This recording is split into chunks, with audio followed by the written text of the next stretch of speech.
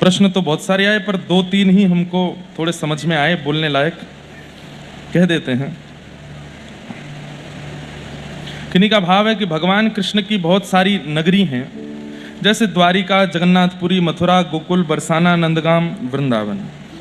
फिर भी कृष्ण को सबसे प्रिय वृंदावन ही क्यों है, और लोगों को भी वृंदावन वास ही क्यों चाहिए, द्वारिकावास, मथुरावास क्यों नहीं? ऐसा क्यों महाराज जी? कल हमने एक बात बताई थी कि श्री वृंदावन प्रिया जी के द्वारा निर्मित है, किशोरी जी ने उसका निर्माण किया है। दूसरी बात, ठाकुर जी बाकी सब जगह पर ऐश्वर्य लीला कर रहे हैं और वृंदावन में प्रेम लीला कर रहे हैं। सब जगह ठाकुर जी का ऐश्वर्य प्रकट हो जाता है। मथुरा में भी जाकर के ठाकुर जी ऐश्वर्यवान हो जाते हैं। ऐश्वर्य किसको कहते हैं? प्रभाव को, स्वभाव को नहीं। सब जगह ठाकुर जी प्रभावशाली हैं। द्वारिका में तो शंख चक्र गदा पद्म चतुर्भुज रूप में ठाकुर जी रहते हैं, लेकिन वृंदावन में दो भुजाधारी हैं, छोटी सी धोती पहनते हैं, सामान्य से लाला हैं, किसी के संग भी बैठ के खा लेते हैं, कहीं भी कूद जाते हैं, किसी के संग भी नाच लेते हैं। ताही अहिर की छोहरिया, छछिया भरी छाछ पे नाच नचायो। रसखान कहते हैं, वेद में ढूंढो, ब्रह्म में ढूंढो, पुराण न गानन। ब्रह्म को मैंने सब जगह ढूंढा, लेकिन वो मुझे कहीं नहीं मिले। तभी मैंने वृंदावन की ओर देखा तो क्या देखा? अपने हाथ में थोड़ी सी छाछ लेकर के, छछिया इसको बोलते हैं, जो बीच में गड्ढा बनता है ना, इसको छछिया बोलते हैं। और इसमें जितनी छाछ आ जाए, छछिया भरी छाछ पे नाच नचायो। वृंदावन में श्री कृष्ण को गोपियां इतनी सी छाछ पे अपने पीछे नचा लेती हैं। इसलिए वृंदावन श्रेष्ठ है, क्योंकि वृंदावन में ठाकुर जी अपना प्रभाव भूल जाते हैं। मैं भगवान हूं ऐसा भूल जाते हैं। एक बात कहूं,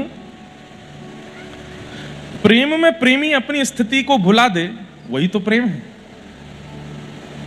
ध्यान से सुनिएगा। घर पर कोई प्रेमी आया या आपके नगर में कोई प्रेमी आया और आपने उसको प्रेम तो दिया, लेकिन उसके बाद भी उसको अपनी स्थिति का भान है, अपने नगर की याद है, मैं कौन हूं ये पता है, तो समझो अभी प्रेम दिया नहीं गया।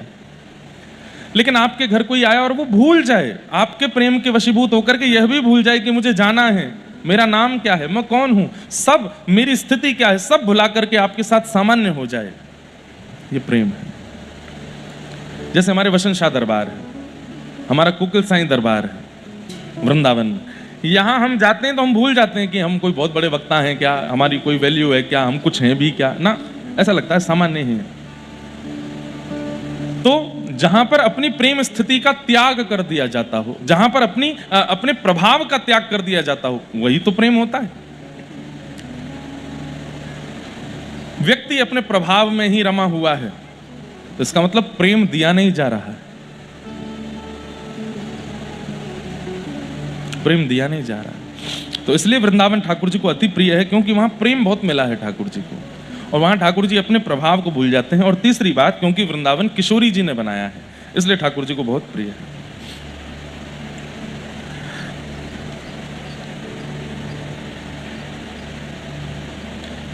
घर के किसी सदस्य से वैष्णव अपराध हो जाए तो क्या हम उनके लिए कुछ कर सकते हैं?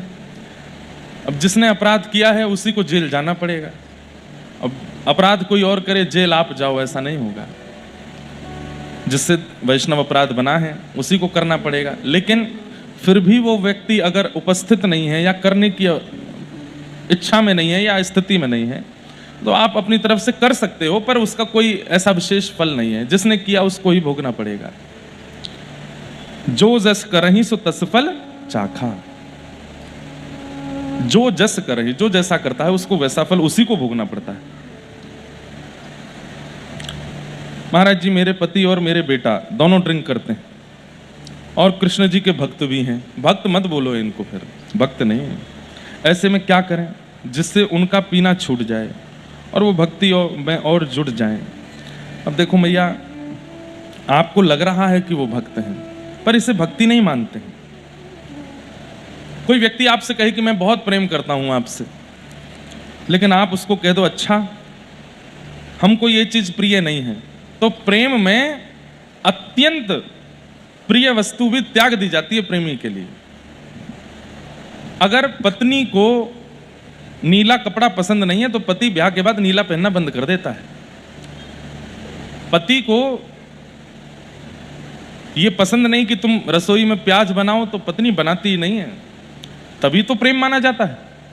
अब पति मना कर रहा है कि तुम ऐसा मत खाया करो, तुम ऐसा मत पहना करो, तुम ये मत किया करो, मुझे अच्छा नहीं लगा। पत्नी जानबूझ के वही वही करे, अरे तो तुमको नहीं प्रिय, मुझको तो अच्छा लगता है। तो वहां पर केवल और केवल एडजस्टमेंट चल रहा है, प्रेम नहीं है। वहां पर केवल क्या बोलते हैं उसको, कॉम्प्रोमाइज कर रहे हैं दोनों, बस रह रहे हैं, पर उनका प्रेम नहीं है। तो ऐसे लोग जो हैं, आपको लग रहा है कि वो भक्त हैं, पर पी रहे हैं, खा रहे हैं और फिर मंदिर भी जा रहे हैं, ऐसों को देख के ठाकुर जी आंख बंद कर लेते हैं, और दूर ही रहो हमसे, आए ही क्यों हो, आना ही नहीं चाहिए था। तो बस उनके लिए अब आप क्या करो, ठाकुर जी से प्रार्थना करो, उनको समझाने का। अच्छा, सबसे बड़ी बात, पिता और पुत्र दोनों पीते हैं, साथ में ही पीते होंगे फिर तो। यहां हमारी स्थिति ऐसी है कि हम अपने पिताजी से आंख मिला के बात नहीं कर पाते, पिता पुत्र साथ में बैठ के पी रहे हैं। कितनी खतरनाक स्थिति आ गई है। माता जी घबराएं नहीं, ठाकुर जी से प्रार्थना करो, सब मंगल में हो। ये पीने खाने वाले प्रश्न हमको उल्लासनगर बंबई में बहुत आते हैं। इतना व्यसन क्यों हो गया है लोगों में, हमें समझ नहीं आता, पर कोई बात नहीं, ठाकुर जी से मंगल में करेंगे। सबसे बड़ी बात है बंधुओं, अपने स्वभाव, विचार, व्यवहार, इनको बहुत सुधारो, और ये सुधरेंगे अन्न और जल से ही। अन्न और जल जितना पवित्र रखोगे, उतने ज्यादा व्यवहार में और बुद्धि में शुद्धि आएगी। जितना अन्न बिगड़ेगा, आपको लगेगा कि अभी कुछ नहीं बिगड़ रहा है, लेकिन कुछ समय बाद, आपने कभी सुना कोई व्यक्ति बहुत सीधा था, बहुत बढ़िया था, लेकिन एक दिन उसने कुछ ऐसा कर दिया, सब हक्का बक्का रह गया, ये कैसे कर दिया इसने, हमने तो सोचा भी नहीं था कि इसके द्वारा ये हो जाएगा। ये अन्न और जल का ही प्रभाव होता है। अन्न जल से दुर्भाव इकट्ठा होता रहता है, इकट्ठा होता रहता है, इकट्ठा, वो पता नहीं चलता, पर एक दिन कुछ ऐसा आता है कि उस व्यक्ति से ऐसी क्रिया हो जाती है कि बाद में वो स्वयं पछताता है, मैंने कैसे कर दिया ये दूषित अन्न और दूषित जल उनके पान से ऐसा होता है, दूषित संग से भी ऐसा होता है। कई बार देखा गया, घर में कोई व्यक्ति, कार्य करने वाले नौकर चाकर 25 साल से थे, 30 साल से थे, इतना विश्वास हो गया था, अचानक से रात्रि में मालिक को ही मार दिया। 30 साल घर में रहने के बाद ऐसा कैसे कर दिया? घर के लोगों को ही विश्वास नहीं हो रहा, उसने ऐसा किया, हमें पता ही नहीं चल रहा है। क्यों? ये दूषित अन्न और दूषित खान पान, दूषित व्यक्तियों का संग कई बार इंस्टेंट प्रभाव नहीं करता, वो इकट्ठा होता रहता है एक जगह, और 1 मिनट लगता है, आपकी पूरी बुद्धि बिगड़ जाती है और आप कुछ ऐसा कर देते हो, उसके बाद स्वयं रिग्रेट होता है, मैंने ऐसा किया, मुझे विश्वास नहीं हो रहा। इसलिए बहुत सावधानी रखिए। हम बोल के तो चले जाएंगे, पर होगा कुछ भी नहीं। थोड़ा अन्न जल में सावधानी रखो, उसमें थोड़ा सा विचार करो, क्या खाना है, क्या पीना है, कैसे रहना है। भगवत प्राप्ति करना चाहते हो तो, नहीं तो कैसे भी खाओ पियो, मौज करो, कोई दिक्कत थोड़ी है। कल हम लोगों ने श्रवण किया, भगवान ने गोपियों के साथ रास विहार किया। तत्पश्चात युगल गीत आता है, जहां पर भगवान की रूप माधुरी का वर्णन गोपियां करती हैं। तत्पश्चात मथुरा के राजा कंस, उसको मारने की योजना, सब देवता चिंतित हैं कि भगवान क्यों नहीं मार रहे हैं उसको। तब नारद जी महाराज पहले कंस के पास जाते हैं और कंस से जाकर के कह देते हैं कि कंस, तुमने इतने प्रयास किए लेकिन तब भी तुम्हारा शत्रु कृष्ण मरा नहीं। बोले हाँ जी गुरुजी, मैंने बहुत प्रयास किए, बड़े राक्षस भेजे, सबको मार देता है वो। बोले तुमने उसके नगर में सबको भेजा, उसको अपने नगर में नहीं बुलाया। अपने नगर में सब बलवान होते हैं, आज तक तुमने सबको उसके पास भेजा, एक बार उसको यहां मथुरा बुलवाओ, क्या पता यहां पर तुम अपने कार्य में सफल हो जाओ। ऐसे कैसे आएगा वो यहां पर? तब नारद जी ने पूरी युक्ति बताई, तुम्हारे पास एक धनुष है, महादेव के द्वारा दिया गया, इसका एक यज्ञ करो, उस यज्ञ में तुम पुरस्कार देने की बातें करो। पुरस्कार किसको देना है? बोले ब्रजमंडल में जिसने भी अच्छे काम किए सबको पुरस्कार देंगे, और उसमें कृष्ण बलराम दोनों का नाम लिखवा दो। तुम्हारी छवि सुधर जाएगी कि तुमने छोटे छोटे बालकों को पुरस्कार देने के लिए मथुरा बुलवाया, और धोखे से अपनी सेना और इन सब से मिलवा करके अपने शत्रु को मरवा देना। तुम्हारा काम भी हो जाएगा और तुम्हारी छवि भी नहीं बिगड़ेगी। कंस बोला महाराज आप तो मेरे बड़े शुभचिंतक हो। नारद जी बोले तेरा ही भला चाहता हूं मैं, तू मानता नहीं है मेरी बात, चल अक्रूर जी को भेज दे वृंदावन। और धनुर्यज्ञ का कार्यक्रम कंस ने किया। अक्रूर जी महाराज वृंदावन गए। यहां नारद जी ने जाके भगवान को समझा दिया कि परसों अक्रूर जी आपको लेने आएंगे और आप ब्रजमंडल से जाके कंस को मारेंगे। भगवान बोलेंगे बड़े चतुर हो, वहां हमारी फील्डिंग लगवाए आए हो और यहां हमसे ही बोल्ड करवा रहे हो सीधा। बोले नाथ सब आपके लिए ही है, अब आप जाओ। ठाकुर जी, अब ये थोड़ा भाव मैं प्रसंग में नहीं बोलूंगा उसको, भगवान थोड़े भावुक हो गए, मैं व्रज से कैसे जाऊं। नारद जी बोले नाथ जाना तो पड़ेगा, आगे की कई लीलाएं आपको करनी है, आप परमात्मा हो, आप ईश्वर हो, आपको करना पड़ेगा। अक्रूर जी आए और ठाकुर जी को लेकर के मथुरा चले गए। मथुरा जाकर के भगवान ने कुबलिया पीड़ हाथी का उद्धार किया, कुब्जा का उद्धार किया, माली का उद्धार किया, धोबी का उद्धार किया, कईयों के ठाकुर जी ने उद्धार किए। और करते हुए ठाकुर जी जैसे ही रणभूमि में प्रवेश करने लगे, आहा, सुखदेव जी वर्णन करते हैं भगवान की छवि का। अब यहां से भगवान का प्रभाव शुरू हो जाएगा, स्वभाव खत्म हो जाता है। मथुरा आते ही ठाकुर जी का प्रभाव दिखेगा। मल्लानाम मशनिर्णिनाम नरवर स्त्रीणाम स्मरो मूर्तिमान गोपानाम स्वजनो सताम क्षितिभुजाम सात्रा सुपित्रो शिशु मृत्युर्भोजपतिर्विराट विदुषाम तत्वं परम योगिनाम वृष्णीनाम परदेवते तविदितो रंगम गतः साग्रज।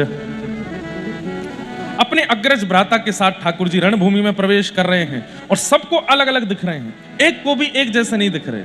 बोले कैसे दिख रहे हैं? बोले मल्लानाम मशनिर्णिनाम नरवर, बड़े बड़े योद्धा, बड़े बड़े पराक्रमियों को ठाकुर जी पराक्रमी की तरह दिख रहे हैं। स्त्रीणाम स्मरो मूर्तिमान, स्त्रियों को ठाकुर जी अपने पति के रूप में दिख रहे हैं। गोपानाम स्वजनो सताम चितभुजाम, गोप ग्वालों को ठाकुर जी अपने सखा के रूप में दिख रहे हैं। बड़े बुजुर्गों को ठाकुर जी अपने नाती पोते के रूप में दिख रहे हैं। सबको ठाकुर जी अलग अलग रूप में दिख रहे हैं, पर 50 सिद्धि ऊपर बैठे हुए महाराज कंस को अपनी मृत्यु के रूप में दिख रहे हैं, मेरी मौत आ गई। इतने सुंदर ठाकुर जी हैं, फिर भी कंस घबरा रहा है। क्यों डर रहा है? क्योंकि चित्त में ये यथामाम प्रपद्यन्ते ताम तथैव भजाम्य, हम भगवान गीता में कहते हैं मेरी जो जैसी आराधना करता है मैं उसको वैसा ही दिखने लगता हूं। कंस ने आज तक मृत्यु अपना शत्रु ही माना है कृष्ण को, तो उसको भय ही लग रहा है ठाकुर जी को देख के। आपकी जैसी भावना वैसे ठाकुर जी हो जाते हैं। भगवान सब मल्लों के साथ युद्ध करते हुए उसके सिंहासन के पास पहुंच गए। कंस बोला मंत्री, महामंत्री, सेनापति कहां है सब लोग? भगवान बोले सब गए। बोले कहां गए? बोले जहां तुझे दाना है। एक हस्त प्रहार करके भगवान ने उसका मुकुट गेर दिया, केश पकड़ करके दोनों भुजाओं में कंस को उठा लिया। 11 वर्ष के बालक ने इतने विशाल कंस को दोनों भुजाओं में उठा लिया। लाखों की जनता में पूरी मथुरा नगरी देख रही है और भगवान ने कंस को उठा करके नीचे पृथ्वी पर जैसे ही पटका, प्राण निकल गए कंस के और पूरी मथुरा में ठाकुर जी की जय जयकार होने लगी। ठाकुर जी कारागृह में गए, जाकर के अपनी मैया देवकी और वसुदेव को मुक्त किया। 11 वर्ष 56 दिन बाद आज पहली बार देवकी मैया ने ठाकुर जी को देखा। एक बंधुओं, एक अलग सा एक प्रवचन तैयार कर रहे हैं जिसमें हम देवकी मैया, यशोदा मैया सबके बारे में कुछ कुछ बताएंगे। देवकी मैया एक ऐसा कैरेक्टर है भगवान श्री कृष्ण की संपूर्ण लीला में जिन पर सबसे कम बोला गया। यशोदा मैया पर खूब चर्चा होती है, पर देवकी की चर्चा कोई नहीं करता, जिसने जन्म दिया ठाकुर जी को। उनका प्रेम भी अद्भुत है, उनका त्याग भी अद्भुत है, उसके बारे में कभी हम स्वच्छंद चर्चा करेंगे। अभी यशोदा मैया पर भी आपने परिपूर्ण चर्चा नहीं सुनी है, अद्भुत है। भक्ति पुष्ट करने वाली चर्चाएं हैं। यशोदा जी, देवकी मैया, कुंती, द्रौपदी, सब पर कभी करेंगे। तो भगवान ने अपने नाना उग्रसेन को राजा बनाया मथुरा का और उनको राज पदवी दे, कंस के पिताजी को उनको राज पदवी पर बिठा करके भगवान ने पिता वसुदेव जी से आज्ञा ली कि पिताजी अब मुझे विद्यालय भेज दो पढ़ने के लिए। तब वसुदेव जी ने उनको सांदीपनी गुरुकुल, सांदीपनी उपाध्याय जी के यहाँ पर पढ़ने के लिए भेजा। उपाध्याय का मतलब क्या होता है? जिनके समीप जाकर के अध्ययन किया करते थे प्राचीन काल में लोग, उनको उपाध्याय ब्राह्मण कहते हैं। तो सांदीपनी उपाध्याय, उनके समीप जाकर के ठाकुर जी ने अध्ययन किया और वहीं भगवान को अपने सखा सुदामा मिले। कुछ वर्ष वहां अध्ययन करके ठाकुर जी आए। व्रज की बहुत याद आती है तो ठाकुर जी ने उद्धव जी को भेजा। उद्धव जी महाराज शाम तक का वचन देकर के गए थे, 6 महीना बाद लौट करके आए। और 6 महीने बाद आकर के ठाकुर जी का हाथ पकड़ लिया, बोले चलो मेरे साथ वृंदावन। ठाकुर जी बोले नहीं उद्धव, अब आगे की यात्रा पर जाना है। तो फिर मुझे क्यों भेजा था? बोले प्रेमी बनाने के लिए भेजा था। उद्धव अद्भुत प्रेमी बनकर के वृंदावन से आए हैं। बहुत सुंदर प्रसंग है उद्धव गोपी संवाद का, उसे भी प्रणाम करते हैं। मथुरा पर 16 बार चढ़ाई की जरासंध ने, 17वीं बार जैसी चढ़ाई की तो भगवान रण छोड़ राय बनकर के रण छोड़ करके भागे। बोलो रण छोड़ राय भगवान की। विश्वकर्मा ने नई नगरी का निर्माण किया जिसका नाम है द्वारिका। वहां जाकर के ठाकुर जी अपने समस्त यदुवंशियों के साथ विराजमान हो गए। क्यों रण छोड़ करके भागे? क्योंकि जरासंध राजा जो था उसने 16 बार चढ़ाई की मथुरा पर। 16 बार भगवान ने उसको हरा दिया, पूरी सेना मार देते, अकेला उसको छोड़ देते। लेकिन अब की बार वो ब्राह्मणों को अनुष्ठान पर बैठा करके आया था। और कई जगह ऐसा कहते हैं कि ब्राह्मणों की ही सेना लेकर के आया था। ठाकुर जी बोले गौ ब्राह्मण संत भक्त इनका मैं प्रहार नहीं करूंगा, इनसे हारने में हमको स्वीकार्य। और ठाकुर जी रण छोड़ करके वहां से भाग गए। विप्रधेनु सुर विप्रधेनु संतन के कारण रण छोड़ो व्रजनाथ। गोमती तट द्वारवती पधारे कहलाए द्वारिका नाथ। बोलो द्वारिकाधीश की। भगवान द्वारिकाधीश हो गए। रेवत राजा की पौत्री के साथ में बलराम जी का विवाह हुआ और भीष्मक राजा की पुत्री रुक्मणी के साथ में ठाकुर जी का विवाह हुआ। महाराष्ट्र के जमाई हैं ठाकुर जी। 2 ही जगह के जमाई हैं लाला, या तो बरसाने के नगद जमाई हैं या महाराष्ट्र के जमाई हैं। तो आप महाराष्ट्रवासी जब जब ठाकुर जी का दर्शन करते हो इसी भाव से किया करो। हमारे जीजा जी हैं, ये हमारे जामाता हैं।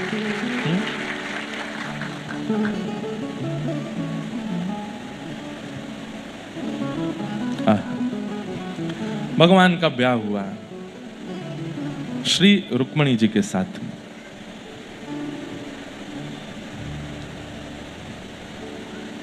ओ मैया ब्याह मेरो करवाए दे। आज ठाकुर जी का ब्याहुला भी है ना। क्या कह रहे हैं यशोदा मैया से? ओ मैया ब्याह मेरो करवाए दे, मोर माथे पे बंधवाए दे। ओ मैया ब्याह मेरो करवाए दे, मोर माथे पे बंधवाए दे।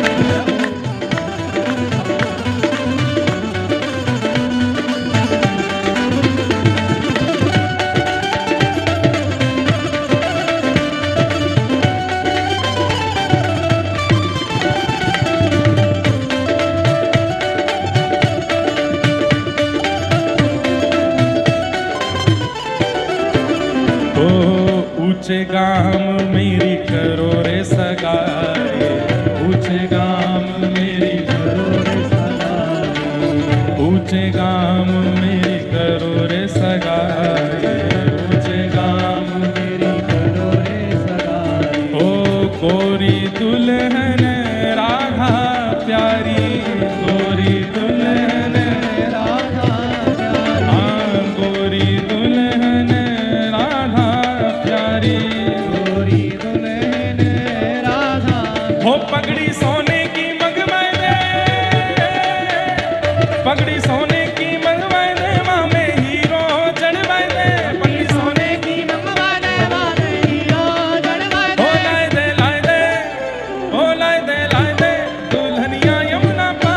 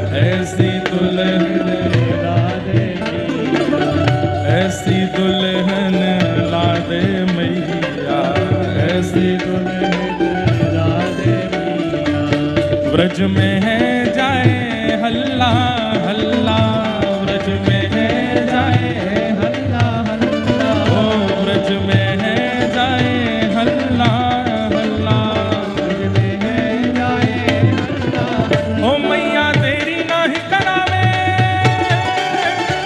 मैया तेरी नाही करावे मोर माथे पे बंधवाए दे, मैया तेरी नाही करावे मोर माथे पे बंधवाए दे, ओ लाए दे हाँ लाए दे दुल्हनिया यमुना पार की, ओ लाए दे दुल्हनिया यमुना पार की, ओ लाए दे दुल्हनिया यमुना पार की, ओ लाए दे दुल्हनिया यमुना पार की, ओ मैया ब्याह मेरो करवाए दे मोर माथे पे बंधवाए दे, ब्याह मेरो करवाए दे मोर माथे पे बंधवाए दे, ओ मैया ब्याह मेरो करवाए दे मोर माथे पे बंधवाए दे,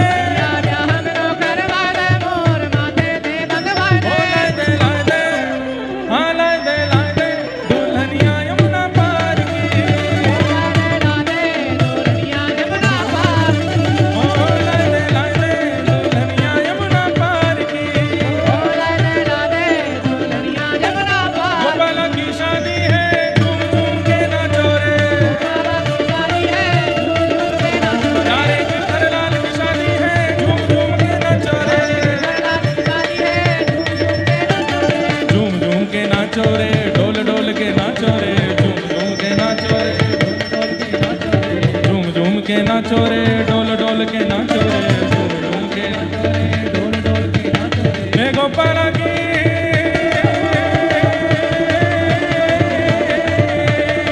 गिरधरलाल की शादी है झूम झूम के नाचो रे, जब लाल जी का इस बार ब्याहुला हुआ था बरसाना में, तो वहां ये वाला पद खूब गाते थे, पूरा बरसाना गाता था, गिरधरलाल की शादी है झूम झूम के नाचो रे, गिरधरलाल की शादी है झूम झूम के नाचो रे, झूम झूम के नाचो रे, डोल डोल के नाचो रे, झूम झूम के नाचो रे, झूम झूम के नाचो रे, डोल डोल के नाचो रे, हे गोपाला की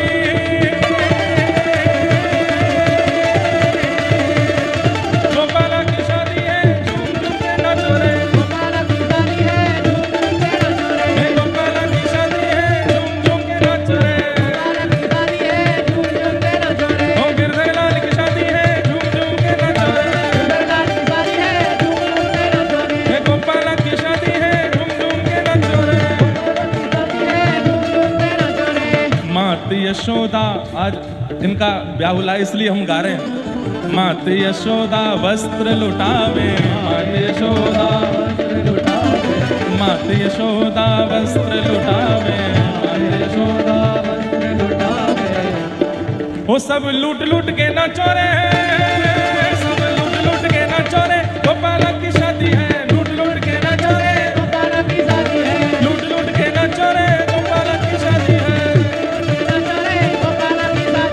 गिरधरलाल की शादी है झूम झूम के नाचो रे,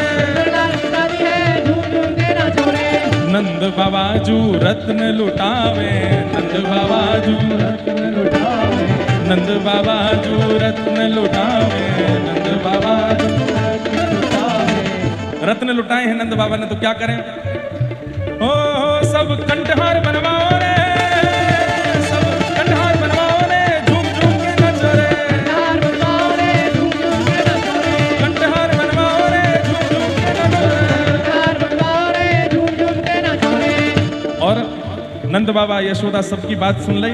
अब ये लाल जी के ब्याहुला में लिखा था, आज गाया तब उसके बाद, दाऊ दादाजू मगन हुए नाचे, दाऊ दादाजू मगन हुए नाचे, दाऊ दादाजू मगन हुए नाचे, दाऊ दादाजू मगन हुए नाचे, मगन हुए नाचे, मगन हुए नाचे, दाऊ दादाजू मगन हुए नाचे, दाऊ दाऊ दादा नाच रहे हैं, हम सब बाराती क्या करें, सब दे दे ताल नचाओ रे, झूम झूम के नाचो रे, सब दे दे ताल नचाओ रे, झूम झूम के नाचो रे,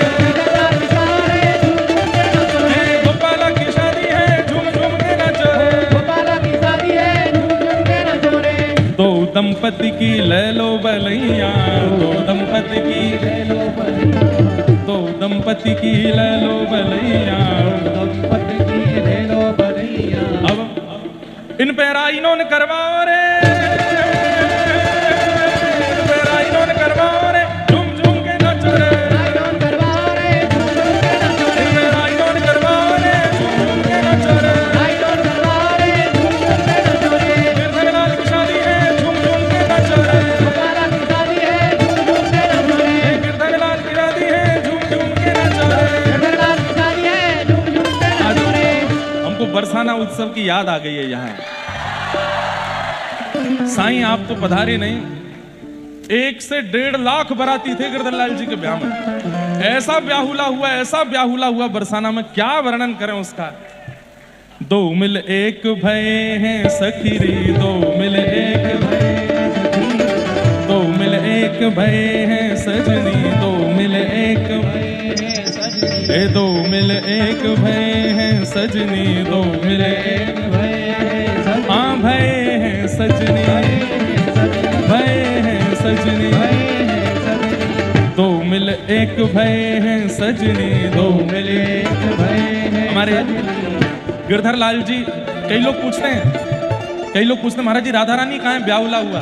अरे ये लाल जी अलग थे ही नहीं, वो तो हमने अपने सुख के लिए ब्याहुला किया। ये जो उठी हुई भुजा और ये आधा अंग ये श्री जी हैं, और ये जो कमर पर भुजा है ये श्याम सुंदर है। श्याम सुंदर और श्री जी एक भय, श्रीनाथ प्रकट भय, गिरधरलाल प्रकट भय।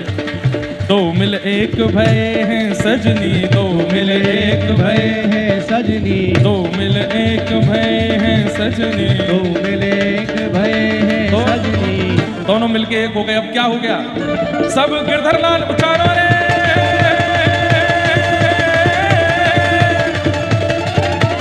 सब राधा गिरधर गाओ रे, झूम झूम के नाचो रे, राधा गिरधर गाओ रे, झूम झूम के नाचो रे, सब राधा गिरधर गाओ रे, झूम झूम के नाचो रे, राधा गिरधर गाओ रे, झूम झूम के नाचो रे, सब राधा गिरधर गाओ रे, झूम झूम के नाचो रे, राधा गिरधर गाओ रे, झूम झूम के नाचो रे। गोपाला की शादी है, झूम झूम के नाचो रे, गोपाला की शादी है, झूम झूम के नाचो रे, झूम झूम के नाचो रे, ढोल ढोल के नाचो रे, झूम झूम के नाचो रे, ढोल ढोल के नाचो रे, सब दे दे ताल नचाओ रे, झूम झूम के नाचो रे, दे दे ताल नचाओ रे, झूम झूम के नाचो रे। गिरधरलाल की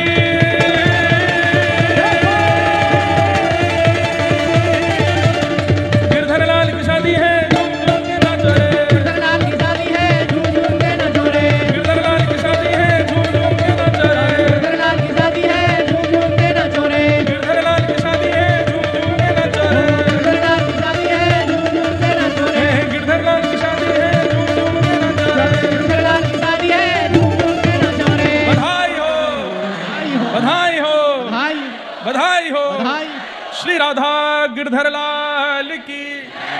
बैठ जाओ सबरे अपने स्थान पे। बोल वृषभानु दुलारी की, बोल वृषभानु के जमाई की, पूछरी के लौटा की। ओ क्या क्या बात है बंसी बारे श्याम, खूब आनंद करे महाराज। वाह भैया, बैठ जाओ, जय हो, बैठ जाओ।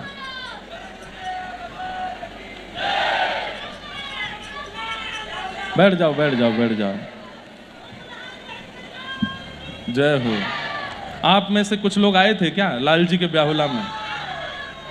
आप लोग आए थे, आनंद आया था?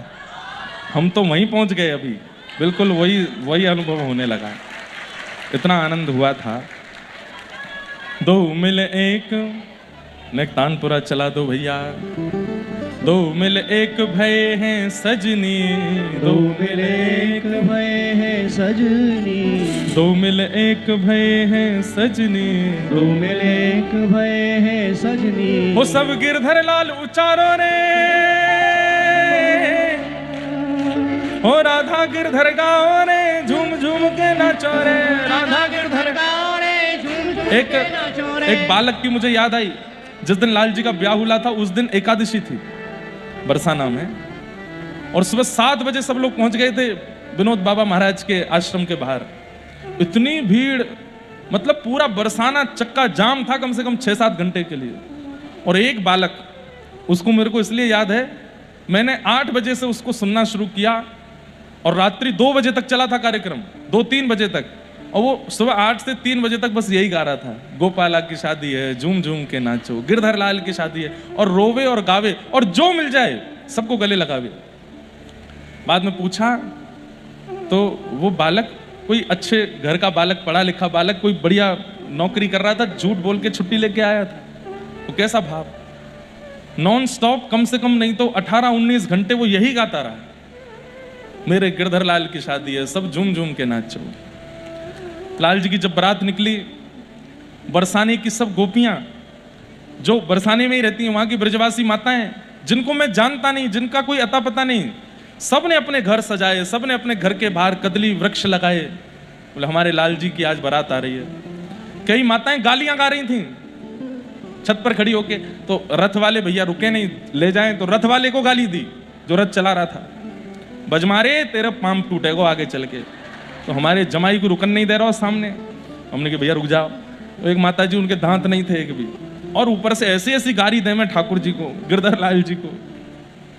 मुकुट धर सांवरे रे लाला, दोए बापन के जाए, मुकुट धर सांवरे रे लाला, दोए बापन के जाए। एक द्वारिका में बसे रे लाला, दूजे गोकुल राय हो।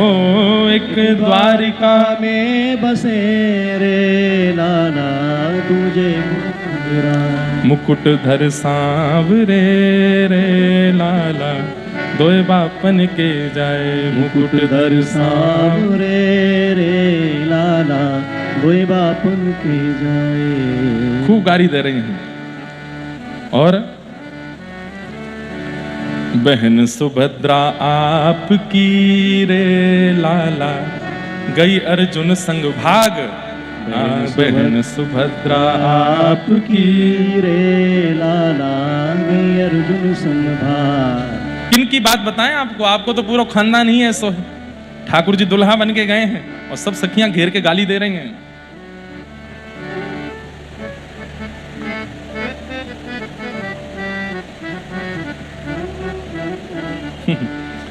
आगे कहती हैं, ठाकुर जी बोले हमारे पिताजी पे मत जाओ। तो बोली अच्छा बहन पे चले जाएं। तो ये तो होता ही है, जब ब्याह करके जाते हैं तो गाली दे जाती है। बहन सुभद्रा आपकी गई अर्जुन संग भाग। बोले हमारी बहन से भी कुछ नहीं बोलोगे? तो बोले किस पे जाएं? आप एक नाम बोल दो, हम उसी पे कुछ ना कुछ बता देती हैं। सब एंटिक हैं आपके परिवार में। तो ठाकुर जी तो कुछ बोले नहीं। तब एक बोली कि चलो एक काम करो, इनके पिताजी को छोड़ो, माताजी को छोड़ो, बहन को छोड़ो, बुआ को पकड़ो।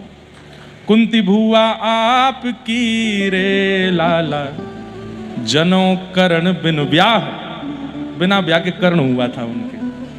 अब तो सब हंसे हंसे। ठाकुर जी बोले देखो हमारे परिवार पर जाओ ही मत आप। हाँ लाला ठीक है, अब हम अपनी गाड़ी विश्राम कर रही हैं, एक अंतिम प्रश्न कर लें? बोले करो। गोरे वसुदेव देव की रे लाला, तुम कारे कहाँ जाए? लाला गोरे वसुदेव देव की रे लाला। नहीं नहीं नहीं, बीच में एक बात और कह दी। बोले क्या? गोरे वसुदेव देव की रे लाला, गोरे हैं बलराम, बलराम जी भी गोरे हैं, देवकी मैया भी गोरी हैं, और वसुदेव जी भी गोरे हैं। तुम कारे कैसे बये रे लाला, या को कोई निधान? तुम कारे कैसे भये रे लाला, या को कोई निधान? ठाकुर जी इतने में तो उठ गए अपने आसन से। बोले मोह ब्याह ना करना, मैं जा रहा हूं यहाँ से, क्यों मेरे पीछे पड़ी हो? सब गोपी बोली हिल मिल गारी दे रही रे लाला, बरसाने की नार हो। हिल मिल गारी दे रही रे लाला, बरसाने की नार। इनको बुरो न मानियो रे लाला, तुम तो जीवन प्राण। हाँ इनको बुरो न मानिए रे लाला, तुम तो जीवन प्राण। मुकुट धर सांवरे रे लाला, तोय बापन के जाए मुकुट धर सावरे रे। हमारे व्रज जैसा प्रेम कहीं है नहीं, बहुत प्रेम करते हैं ठाकुर जी। तो अब ठाकुर जी का विवाह रुक्मणी जी के साथ में हुआ। भगवान के कुछ अष्ट प्रमुख विवाहों का चर्चा की गई। एक भौमासुर नाम का राक्षस था जिसके यहाँ 16,000 राजकुमारियां बंदी थीं। भगवान ने जाकर के उससे उन राजकुमारियों को मुक्त किया। उन राजकुमारियों ने ठाकुर जी के चरणों में प्रणाम करते हुए कहा, नाथ हम सब वेद मंत्र हैं, आप कृपा करके हमको स्वीकार करो। उपासना कांड के जितने भी मंत्र हैं ऐसे 16,000 भगवत उपासना के मंत्र ही 16,000 पत्नी बन के आए हैं। भगवान ने उनके साथ विवाह किया। 16,108 भगवान के विवाह हुए। द्वारिका में ठाकुर जी प्रत्येक पत्नी के साथ अलग अलग रूप धारण करके रहते हैं। और नारद जी महाराज भगवान की दिनचर्या का दर्शन करने आते हैं और नारद जी देख करके आश्चर्यचकित हो जाते हैं कि एक कृष्ण नहीं है, 16,108 पत्नी तो 16,108 कृष्ण। जब भगवान अंतःपुर में रहते हैं तो 16,108 रूप धारण करके सब पत्नियों के साथ अलग अलग, एक महल में नहीं रहती, सबके अलग अलग महल हैं। और जैसे ही ठाकुर जी बाहर आते हैं तो एक रूप में आ जाते हैं। यहां आपको प्रभाव ही प्रभाव दिखेगा ठाकुर जी का। और पूरे विश्व भर के लिए एक ही कृष्ण घूमते हैं, लेकिन पत्नियों के लिए ठाकुर जी अनेक रूप धारण कर लेते हैं। भगवान की दिनचर्या का दर्शन किया, ग्रहचर्या का दर्शन किया। पांडवों के यहाँ अश्वमेध यज्ञ हुआ। भगवान ने उस अश्वमेध यज्ञ की पूर्णाहुति करवाई। वहीं भगवान ने उससे पूर्व जरासंध का वध भीम के द्वारा करवाया और शिशुपाल का वध भगवान ने स्वयं किया। भगवान के परम सखा सुदामा जी को ठाकुर जी की बहुत याद आई। वे द्वारिका मिलने के लिए गए। वो प्रसंग सुनाया गया। सुदामा जी महाराज ने जाके ठाकुर जी का मंगल में दर्शन किया और ठाकुर जी से कुछ नहीं मांगा। इतनी दीनता होने पर भी कुछ नहीं मांगा, लेकिन ठाकुर जी ने कुछ देने में कसर नहीं छोड़ी, सब कुछ दे दिया। इसलिए हमारे आचार्य जन कहते हैं तुच्छ कुछ सब कुछ। ठाकुर जी से कुछ मांगोगे तो तुच्छ मिलेगा, तुच्छ। ठाकुर जी की सेवा करोगे तो कुछ मिलेगा। और ठाकुर जी से कुछ मत मांगो, बस चरणों में जाके कहो, नाथ मेरा नाथ तू है, नहीं मैं अकेला, मेरे साथ तू है, तो सब कुछ मिल जाएगा। ठाकुर जी सब दे देते हैं। एक बार बंधुओं कह के तो देखो, नाथ अब हम आपके हवाले, आप जैसे चाहो हमको रखो, हमारे साथ जो करना चाहो, हमें सब मराजी है, सब मंजूर है। हमारा जीवन जैसे आप डिजाइन करना चाहो कर लीजिए, हमें कुछ नहीं चाहिए। अपने जीवन की स्क्रिप्ट आप स्वयं लिख रहे हो। बंधुओं, मूवी का स्क्रिप्ट राइटर वो होना चाहिए जिसको आदि से अंत तक सब पता हो कि मूवी कहां से शुरू होगी, कहां विश्राम होगी। लेकिन एक्टर जिसको एक्टिंग करनी है उसको पता ही नहीं है कि अंत कहां होगा, वो कैसे अपनी मूवी लिख सकता है। हम आप सब लोगों को अपने अंत का पता नहीं है, तो अपने आप अपने जीवन का निर्माण कैसे कर सकते हैं? ठाकुर जी पर छोड़ो। आप केवल मन बुद्धि, हाथ पैर आंख नाक मुख, अपनी समस्त इंद्रियों से जीवन में जीते रहिए, कर्म करते रहिए। बाकी जो मिलेगा, जो छूटेगा, जो आना है, जो छूटना है, सब ठाकुर जी के हवाले। आपको जो अच्छा लगे आप करो, मैं राजी हूं। चाहे खाक कर दीजिए, चाहे करोड़पति बना दीजिए, आपकी इच्छा है, मैं आपसे कुछ नहीं कहूंगा।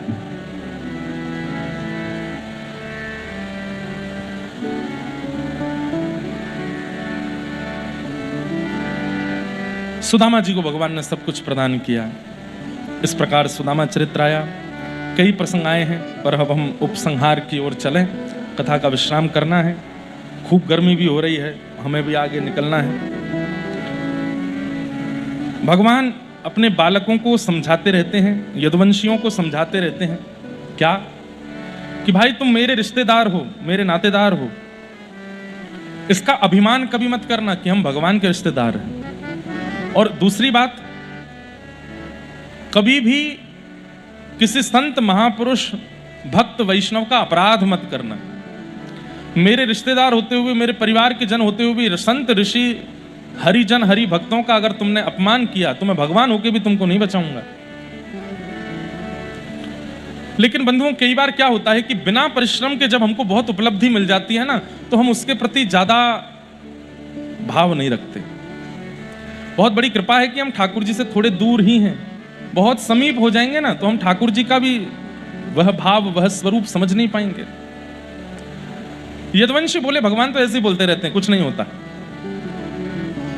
एक बात याद रखिएगा, रूप, यौवन, संपत्ति, रूप, यौवन, संपत्ति और अविवेक, अगर ये चार वस्तु एक साथ हैं तो आपका पतन होने से कोई नहीं रोक सकता। कौन कौन से? सबसे पहला रूप, सुंदरता, दूसरा यौवन, युवावस्था, तीसरा संपत्ति, और चौथा एक भूल गया मैं, बहुत सम्मान, युवावस्था में ही बहुत सम्मान, और पांचवा अविवेक। अविवेक मतलब सत्संग ना मिलना। अगर ये पंच क्रिया आपके साथ हो गई तो आपका पतन निश्चित हो जाएगा। रूप मिला है, युवावस्था मिली है, संपत्ति मिली है और बहुत सम्मान मिला है, तो इन चारों में से एक भी यदि मिल रहा है या चारों मिल रहे हैं, सत्संग होना बहुत जरूरी है। सत्संग नहीं होगा तो ये चारों आपको मुंह के बल गेर देंगे। आपके पास सुंदरता है और सत्संग नहीं है तो रूप गर्विष्ठ हो जाओगे। आप युवावस्था में हो, सत्संग नहीं है तो गलत मार्ग पर चले जाओगे। आपके पास संपत्ति है और सत्संग नहीं है तो संपत्ति का दुरुपयोग निश्चित है। आपको बहुत सम्मान मिलता है और आप सत्संग नहीं करोगे तो सम्मान आपका नाश करेगा। लोगों में तो ये एक ही गुण होता है, पर यदुवंशियों के पास ये चारों गुण हैं, रूप भी है, यौवन भी है, संपत्ति भी है, बहुत सम्मान भी है, लेकिन सत्संग नहीं करते। क्यों? सत्संग में कई बार यदुवंशी जाते भी हैं तो सो जाते हैं। क्यों? भगवान हमारे ही रिश्तेदार हैं, हम भगवान के चाचा हैं, कोई भगवान का भतीजा है, कोई भगवान का नातेदार है, बोले हमको क्या जरूरत कथा सुनने की। और यही यदुवंशियों के नाश का कारण बना। भगवान के पुत्र शांब को साड़ी पहना करके ले गए और जहां संत जन बैठे थे वहां जाकर के संतों से पूछने लगे, नई बहू आई है द्वारिका की, बताइए इसके गर्भ में लाला है कि लाली। तभी वहां अत्यंत क्रोधी भृगु ऋषि बैठे थे, उन्होंने जैसे नेत्र बंद करके देखा, पहचान गए, बोले कि तो भगवान का पुत्र है, हमारी परीक्षा लेने के लिए साड़ी पहना के लाए हैं। हम श्राप देते हैं, इसके गर्भ से लोहपिंड जन्मेगा, तुम्हारा पूरा कुल उससे नष्ट हो जाएगा। साड़ी हटा करके देखी तो पेट पर एक लोहे का पिंड रखा था, उसको घिस करके समुद्र में फिकवा दिया, लेकिन वो एरका नाम की घास बन गया। एक दिन यदुवंशियों में किसी बात पर विवाद हुआ, लड़ते झगड़ते इतनी बात ज्यादा बढ़ गई कि लड़ते लड़ते जैसे समुद्र तट पर आए, आपस में लड़ झगड़ करके एरका घास, विषैली घास एक दूसरे पर फेंक दी और सब मर गए, सब खत्म हो गए। भगवान कृष्ण अपने पूरे वंश का नाश देख रहे थे और दाऊ दादा से बोलते हैं, दाऊ दादा देखो पूरे यदुवंश का नाश का कारण कौन बना? मेरा ही बेटा शांब। मैं परमात्मा होते हुए भी गैर सत्संगियों का साथ नहीं दे सकता, इसलिए सत्संग करो, हरि भजन करो, हरिजनों का संग करो, संतों का कभी अपराध मत करना, ठाकुर जी क्षमा नहीं करेंगे नहीं तो। दाऊ दादा बोले, लाला अब मुंह को लगे, तेरी इच्छा है लीला विश्राम की, मैं जाऊं? बोले आप जाओ। और श्री दाऊ दादा शेष नाग का रूप धारण करके क्षीर सागर में प्रविष्ट हो गए। बोलो बलराम जी महाराज की। भगवान प्रभास क्षेत्र में चले गए, जिसे सोमनाथ कहते हैं ना आजकल, वहां ठाकुर जी गए और जाकर के एक वृक्ष के नीचे बैठे थे। तभी एक बेलिया ने भगवान के चरण देखे, उसको लगा कोई हिरण है, उसने बाण चला दिया और बाण जाकर के भगवान के श्री चरणों में लगा। आकर के जब उसने देखा तो बहुत रोया, नाथ ये मैंने क्या किया? ठाकुर जी बोले तुम्हारी गलती नहीं है, सब मेरी इच्छा से हो रहा है। एक विमान भगवान को लेने के लिए आया था वैकुंठ से, भगवान ने उस विमान में उस बेलिया को भेजा जिसने बाण मारा। बोले जाओ, थोड़ा सा कुछ काम है, मैं करके आता हूं। और अपने समस्त कुछ प्रिय जनों को ठाकुर जी ने बिठा करके अंतिम उपदेश किया, जिसमें मैत्रेय मुनि, उद्धव और आदि आदि कुछ गिने चुने लोग ठाकुर जी के अंतिम उपदेश को सुनने के लिए बैठे, जिसकी चर्चा हम लोग आगामी 21 मई से मुक्तिनाथ धाम में करने वाले हैं। वहां संपूर्ण भागवत नहीं होगी, वहां पर उसी विषय की चर्चा होगी जो भगवान ने, एक प्रकार से कह दूं तो यदुवंशियों का और द्वारिका का उपसंहार। इस पर मैंने कभी स्वच्छंद चर्चा नहीं की है। 21 मई से हम उसी विषय पर चर्चा करने वाले हैं। ऐसा क्या हुआ था ब्रीफली और विस्तार से यदुवंशियों के साथ और पूरी द्वारिका में, और फिर अंतिम उपदेश भगवान ने उद्धव को क्या दिया था, उस पर हम लोग विशेष चर्चा 21 मई से करेंगे। मुक्तिनाथ आने वाले लोग वहीं सुनेंगे, बाकी के लोग ऑनलाइन लाइव सुनिएगा। लेकिन दो बातें नवयोगेश्वर संवाद की कहते हुए हम लोग कथा को विश्राम करेंगे। भगवान ने कहा कि मेरे भक्तों को दो लक्षण होने चाहिए। कौन कौन से? पहला लक्षण, कायेन वाचा मनसेन्द्रियैर्वा बुद्ध्यात्मना भानुषित स्वभावा करोमि यत् यत् सकलं परस्मै नारायणायेति समर्पयेतत्। अपने शरीर से, मन से, बुद्धि से, आंख से, नाक से, जीव से, कान से, हाथों से जो कुछ भी अच्छा करते हो, जो कुछ भी पुण्य कर्म करते हो, उसका फल अपने पास मत रखा कीजिए। अच्छा करने के तुरंत बाद हाथ में जल लेकर के नारायणायेति समर्पयामि, ठाकुर जी के श्री चरणों में उसका विसर्जन कर दिया करो। कायेन वाचा मनसेन्द्रियैर्वा बुद्ध्यात्मना भानुषित स्वभावात् करोमि यत् यत् सकलं परस्मै नारायणायेति समर्पयेतत्। अब इसके पीछे आप पूछोगे महाराज जी कारण? भाई बालक यदि कमा कमा करके अपनी माँ को इकट्ठा करते देता जाएगा ना, अच्छा है। अगर अपने पास रखेगा तो खर्च कर देगा, तुरंत खर्च कर देगा। लेकिन माँ के पास जमा करता रहेगा तो जरूरत पड़ने पर, जब उसके पास नहीं होगा, रोता हुआ माँ के पास, क्या करूं मेरे को बहुत जरूरत पड़ी, तो माँ बोलेगी तेने मुझको जमा करवाए थे, वो इकट्ठे होते होते 10 लाख हो गए, ले ले। जरूरत पड़ने पर काम आ जाता है। ऐसे ब्याह के बाद कमा कमा के पत्नी को इकट्ठा करवाते रहो, पत्नी को देते रहो, जरूरत पड़ने पर काम आ जाएगा। ठीक वैसे ही कमा कमा करके बैंक में रखते रहो, कभी जरूरत पड़ेगी तो वहां से निकाल दोगे। ऐसे ही हमने जीवन भर पुण्य कमाए, लेकिन उस पुण्य को हम इकट्ठा नहीं करते, अपने पास रखते हैं, तो वो पुण्य बहुत जल्दी खत्म हो जाता है। जैसे अभी आप गंगा स्नान करके आए हरिद्वार से, और जैसे ही उल्लासनगर आए तो किसी ने आपकी प्रशंसा कर दी, अरे भैया तुम तो बहुत बढ़िया आदमी हो। गंगा में स्नान करने का जो पुण्य था, प्रशंसा करवाते ही खत्म हो गया। बद्रीनाथ, मुक्तिनाथ, जगन्नाथ, द्वारिकानाथ सब जगह दर्शन करके आए, उसका कुछ पुण्य मिला। अब उल्लासनगर आते ही आपको खूब संपत्ति मिल गई, यश मिल गया, वैभव मिल गया। ये यश, वैभव, संपत्ति, नाम, ऐश्वर्य किससे मिलता है? पुण्य से ही तो मिलता है। तुरंत आपका पुण्य खत्म हो गया। क्या करो? कहीं भी कुछ अच्छा करने के बाद बस एक बूंद जल हाथ में लो, नारायणायेति समर्पयामि, मैं ठाकुर जी को अर्पित करता हूं। उससे क्या होगा? आपके कर्मों से मिलने वाला सुख ही आपको मिलेगा। पुण्यों से मिलने वाला जो भी पुण्य कर्म है वो एक जगह इकट्ठा हो जाएगा। इसका फल क्या मिलता है कि जब हमारी अंतिम श्वास आती है तो यमलोक से यमराज हमको लेने आते हैं, और यमराज जी आके कहते हैं भैया चलो यमलोक चलो। उसी समय आप याद करोगे, हे मेरे नाथ, मैंने जितना भी पुण्य आपके चरणों में इकट्ठा किया उसका क्या फल मुझे मिलेगा, अब मुझे दे दो, अब मेरा अंतिम समय है। तो ठाकुर जी क्या करते हैं, यमराज के पास में तुरंत आपके सारे पुण्य जो आपने ठाकुर जी के पास जमा कराए थे सब यमराज के पास भेज देते हैं। बोले इन सब पुण्यों के प्रभाव से इसको नरक नहीं लेके जा सकते, इसको मेरे धाम भेजो, इसको मेरे चरणों में भेजो, और ठाकुर जी के चरणों की प्राप्ति हो जाती है। कितना सिंपल फॉर्मूला है, लेकिन लोग याद नहीं रखते। सबका पुण्य हमको चाहिए। थोड़ा ध्यान रखा कीजिए, जब पंडित जी आपका अनुष्ठान करते हैं, आपके हाथ में संकल्प कराते हैं, संकल्प कराते समय पंडित जी बोलेंगे आपके धन वृद्धि के लिए, यश वृद्धि के लिए, आपके बच्चों की उत्पत्ति के लिए, बच्चों के उद्धार के लिए, सब संकल्प है। तब अंत में ये भी बुलवा दीजिए कि हे पंडित जी महाराज, मेरे नाथ की प्रियता के लिए और इन सबका पुण्य ठाकुर जी के चरणों में अर्पित करने के लिए मैं अनुष्ठान कर रहा हूं। और ये करा करके अपना अनुष्ठान कीजिए, और जिस दिन अंतिम दिन हो हाथ में जल लेकर के नारायणायेति समर्पयामि, मैंने जो कुछ भी किया मैं सब ठाकुर जी के चरणों में अर्पित करता हूं। पहली बात। और दूसरी बात भगवान कहते हैं, खम्बायु यज्ञिम सलिलम महिम च ज्योतिम से सत्वानि दृशो द्रुमादीन सरित समुद्रांश हरे शरीरम यत्किंच भूतम प्रणमेत अनन्यम। आंखों के आगे दिखने वाली लगभग वस्तुओं में मेरा अनुभव किया करो। सब मैं हूं, पंडाल भी मैं हूं, वृक्ष भी मैं हूं, माइक भी मैं हूं, ये भी मैं हूं, वो भी मैं हूं। आप कहो महाराज जी नहीं होता, ये नहीं बन पाता। सब में ठाकुर जी नहीं दिखते। ठाकुर जी कहते हैं प्रयास करो, सब में मुझे देखो, और मुझे नहीं देख सकते तो कम से कम सब में अवगुण मत देखो, सब में गुण देखो। मेरा दर्शन नहीं कर सकते कोई बात नहीं, पर अवगुण मत देखो, सब में गुण का दर्शन करो। इस प्रकार भगवान कहते हैं जो व्यक्ति जीवन जीता है मेरी प्राप्ति बहुत शीघ्रता से उसको हो जाती है। आदि आदि प्रसंगों पर भगवान ने प्रकाश डाला।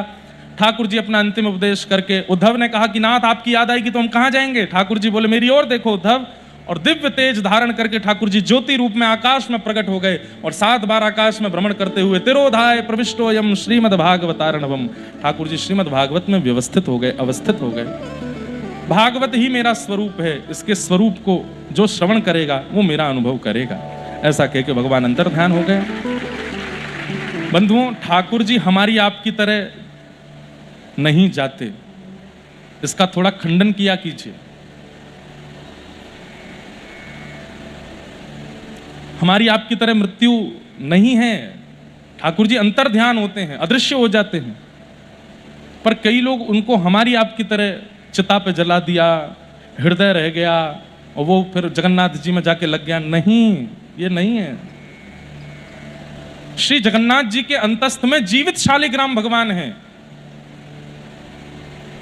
हम लोग अगर ये कहते हैं कि भगवान का हृदय नहीं जला, वो ही बह करके वहां पहुंच गया, आप जानते हैं ठाकुर जी का हृदय क्या है? वो हमारी आपकी तरह कोई सामान्य जीव है क्या कि उनका ये हिस्सा नहीं जल पाया? ऐसा नहीं है। भगवान श्रीमद् भगवत गीता में कहते हैं, मुझे मरणासन समझने वाला व्यक्ति, मेरे शरीर को मरणासन समझने वाला व्यक्ति तो अपवित्र है ही, उसको देखने वाले को भी वस्त्र सहित स्नान करना चाहिए, वो इतना अपवित्र हो जाता है। मैं मरणासन नहीं हूं, मैं परमात्मा हूं। मैं जन्म लेता हूं, मां के गर्भ में 9 महीना रहता हूं, 9 महीना रह के अपना प्राकट्य करता हूं, लेकिन मृत्यु मानवों की तरह मेरी नहीं होती। मैं अंतर ध्यान हो जाता हूं, मैं सशरीर अपने धाम को प्रस्थान करता हूं, क्योंकि मेरा शरीर हमारी आपकी तरह पंचभूत का शरीर नहीं है, चिन्मय शरीर है भगवान का, और चिन्मय सच्चिदानंद भगवान चिन्मयता को प्राप्त करते। ये बात हम बहुत समय से बोलते आए, पर बहुत लोग नहीं मानते, हमारी बात को गलत कर रहे हैं।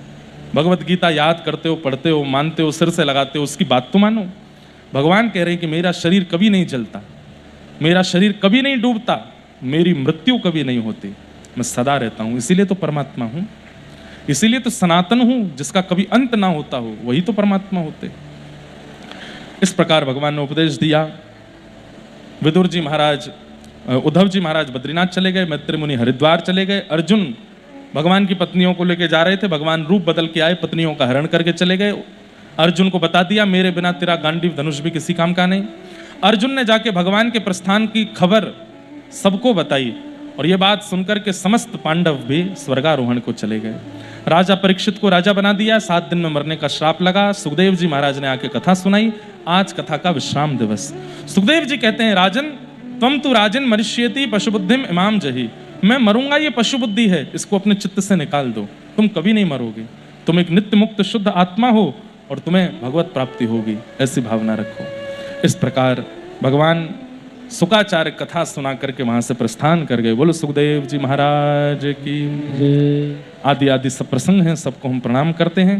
भागवत जी का अंतिम श्लोक सब 3 बार मेरे साथ बिल्कुल शुद्धता से उच्चारण करते हुए हाथ जोड़ करके सब लोग मेरे साथ बोलेंगे।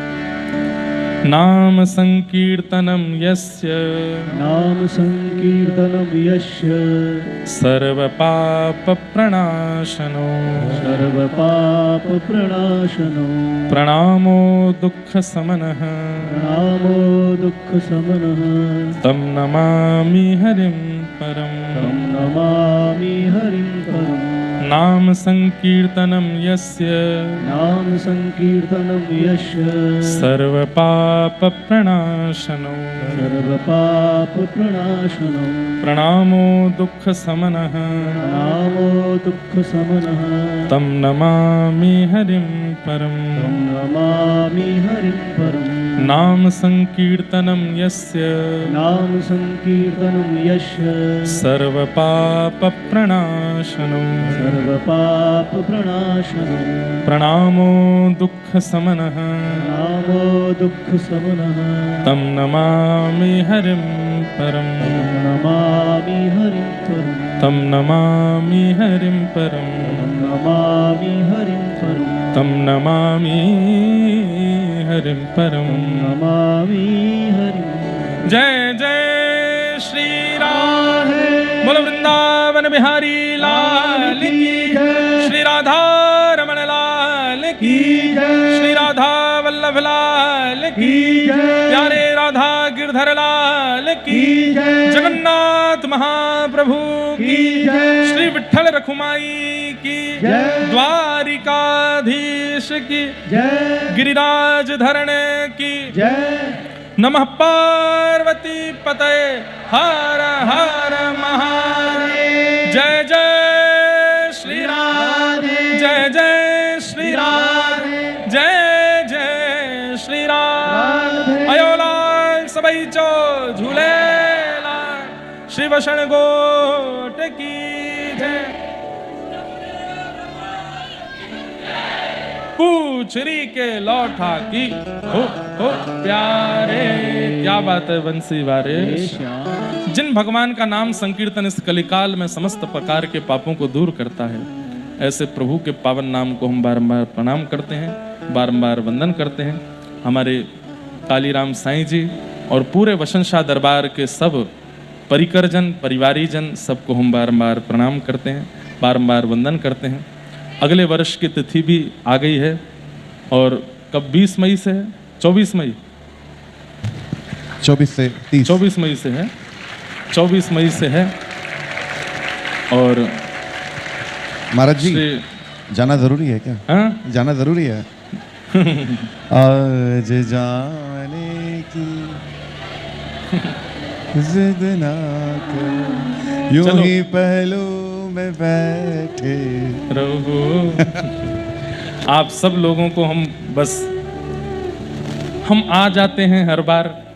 हमारे साईं का प्रेम है, हमारे कोकिल साईं वाले हमारे पुनीत साईं बैठे हैं, आपका प्रेम है, इतना स्नेह आप सबका है। बस ये वियोग भी आवश्यक है, मुझे आपका और आपको मेरा। क्यों? क्योंकि अत्यंत सामीप्य में दोष होता है, और ये आप अभी नहीं मानेंगे, जब बहुत रहने लगेंगे तो होता है। इसलिए ये वियोग होना जरूरी है, ताकि जो कथा आपने सुनी है, जो भाव आपने सुने हैं, वो कभी तो आपको रुलावें, कभी तो आपको ऐसा करें कि अरे अब हम नहीं सुन पाएंगे क्या, कल से कल कोई भगवत चर्चा नहीं होगी। उसका वियोग जो आंसू के रूप में निकलेगा ना, वो आंसू ही हृदय को पवित्र करता है, वो आंसू ही ठाकुर जी के और योग्य बनाता है। इसलिए जाना तो जरूरी है, पर आएंगे फिर से, अगले वर्ष फिर आएंगे। उससे पहले हमारे वर्षीय उत्सव भी है और हमारे मनित जी का यज्ञोपवीत संस्कार भी है। साईं ने हमसे दोनों के वचन लिए हैं। अब वचन देना मेरा काम है, लेकिन ब्रजवासी वचन का पक्का कम होता है थोड़ा। वो ब्रजवासी कैसा जो 8:30 बजे बुला के 8 बजे आ जाए, 8:30 बजे बुला के 10:30 बजे आवे, वो ब्रजवासी। तो लेकिन हमने कुछ वचन दिए हैं, 3 वचन दिए हैं, 1-2 तो निभा ही दूंगा, पूरे निभाना तो वसंत शाह दरबार है, तीनों निभाने पड़ेंगे। तो बस तीनों का प्रयास करेंगे, निभाएं। कथा तो हम आएंगे ही करने। आप सब लोग अपना खूब ध्यान रखो। हमारी मैया को बहुत बहुत प्रणाम। आप ऐसी प्रेम देती रहें, स्नेह देती रहें। हमारी भाभी माँ हैं, उनको भी प्रणाम। हमारे दोनों मनित और लाली दोनों को भी बहुत बहुत वंदन। सबको बहुत बहुत प्रणाम करते हैं, सबको बहुत बहुत वंदन करते हैं। अब हम आज्ञा चाहेंगे। क्या प्रश्न है? प्रश्न करने पड़ेंगे क्या? अगली साल आके पूरे कर देंगे। चलो चलो फिर जल्दी जल्दी रैपिड फायर करते हैं। हमारे पंडित जी कह रहे हैं अगली साल 50 प्रश्न पूछेंगे पहले दिन ही। अच्छा, अभी एक लाली आई है यहाँ पे, इशिता कहाँ है? यहीं बैठी थी ना? हाँ, बहुत सुंदर गाती हैं। ये सारे गामा पा की विनर हैं, इनके लिए एक बार ताली बजाओ। बहुत अच्छा गाती हैं। और इनको भगवत आज्ञा से हमने एक आज्ञा दी थी कि आप मीराबाई के पद रोज अपने रियाज में एक पद तो आपको गाना ही है। तो आज ये भी आए हैं। 2 लाइन इनकी हम पहले सुन लें, उसके बाद केवल 5 प्रश्न करेंगे। डिस्काउंट हो गया है अब हमने 3 वचन भी तो दे दिए साईं को, तो उसमें वो सब डिस्काउंट हो गए। 5 प्रश्न, 3 ही करें? अच्छा 2 करें, 2। जितना चिल्लाओगे उतने प्रश्न कम हो जाएंगे, तो 5 ही रहने दो, 5 ही करेंगे। उससे पूर्व हम 2 लाइन इनकी सुन लें। आप सब भी इनको खूब आशीर्वाद दो। ऐसे बंधुओं, देखो युवा जो कलाकार होते हैं ना, हमको उनसे बहुत लगता है कि इनकी सेवा, इनके भाव से आप लोग प्रोत्साहित हो और भगवत रिझाने में अपनी कला का प्रयोग करो। नाचना आता है, गाना आता है, खाना बनाना आता है, कुछ भी करना आता है, उससे ठाकुर जी को रिझाओ। ऐसी स्वर आपके हैं। तो हम 2 लाइन इनकी सुनेंगे, उसके बाद 5 प्रश्न करेंगे और फिर यहाँ से सबको प्रणाम करते हुए निकलेंगे। जय जय श्री राम। सुनाइए।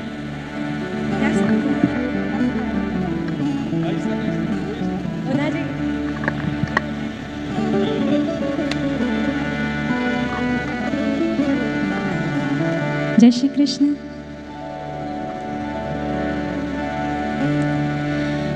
हे योधा जी मारा रे रे मारा भालाने बढ़ीने खे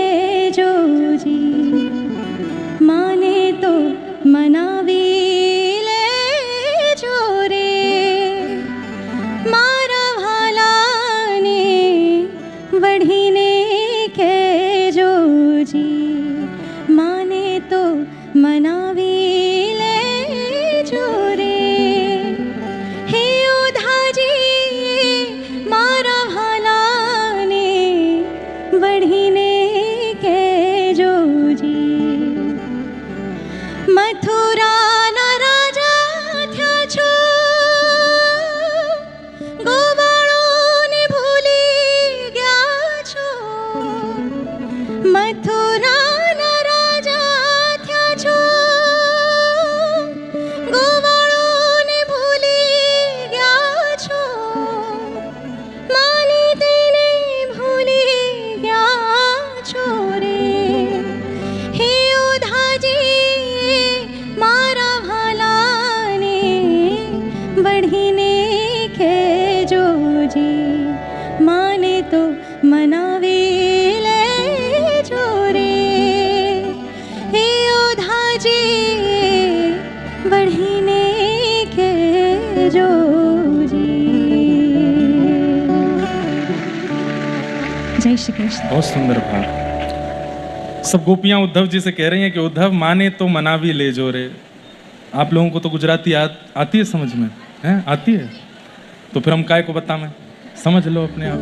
लेकिन ये पद मुझे बहुत प्रिय, मैं जब गुजरात में कथा होती है तो सुनाता ही हूँ। बहुत बहुत धन्यवाद। खूब ऐसे ही आप ठाकुर जी की सेवा करते रहें और ऐसे ही भगवत सेवा में लगे रहें। और हम बच्चों से चाहेंगे ऐसे सीखा करो, ऐसे युवाओं से कि इतना सुंदर कंठ प्राप्त करके भगवत सेवा में लगा रहे हैं।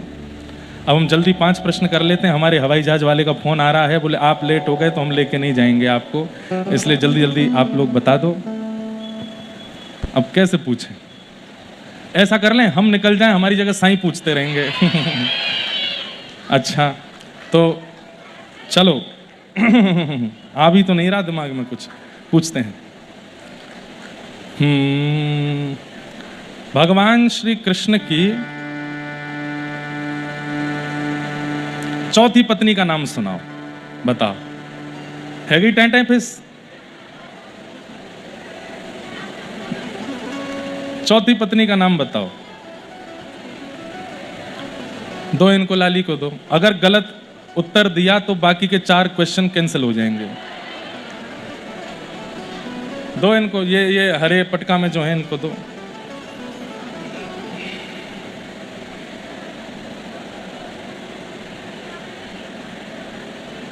बताओ। सत्यभामा।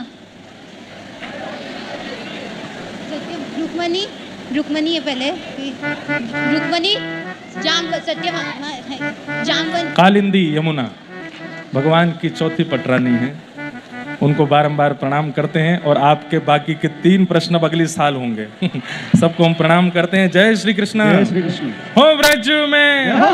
हम बस साईं से कहेंगे आप मंच पे आ जाएं, क्योंकि हम ये पद गाते गाते ही चले जाएंगे।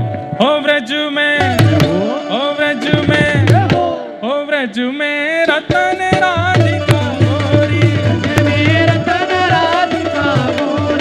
ब्रज में रतन राधिका गोरी, राधिका गोरी, राधिका गोरी, हे राधिका गोरी, राधिका गोरी, राधिका गोरी।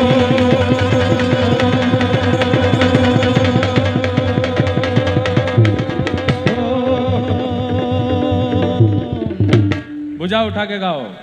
हो ब्रज में, हो ब्रज में, हो ब्रज में रतन राधिका गोरी, ब्रज में रतन राधिका गोरी, ब्रज में रतन राधिका गोरी, ब्रज में रतन राधिका गोरी। ओ हरलीनी वृषभानु भवन ते, हरलीनी विष्णुभानु भवन दे, हरलीनी वृषभानु भवन ते,